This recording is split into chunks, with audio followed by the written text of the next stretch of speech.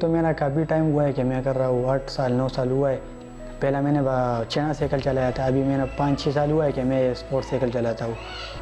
یہ میں نے جو اسپورٹس سائیکل اسٹارٹ کیا ہے، پھر میں نے ہر مقابلے میں حصہ لیا ہے، ٹرائلز وغیرہ ہوا ہے. اس میں میں نے کبھی میں سلیکٹ ہوا ہے ٹرائلز پہ، کبھی نہیں ہوا ہے.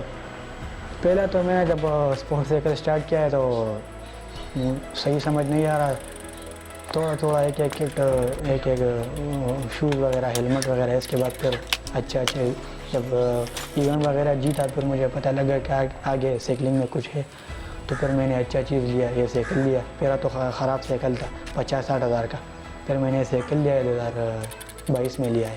پہلا تو میں نے 2023 پہ نیشنل جو چلایا تھا اور 23 اس پہ میں نے 2 ایونٹ چلایا تھا. ایک میں گولڈ میں نے کیا ہے روڈ ریس میں، اور انڈیویجول ٹائم ٹرائل میں نے برونز میڈل کیا ہے.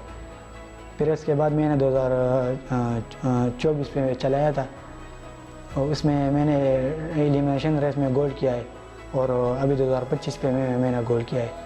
اور سلور برونز تو زیادہ ہے، لیکن مین چیز جو ہے نا وہ گولڈ ہے نا.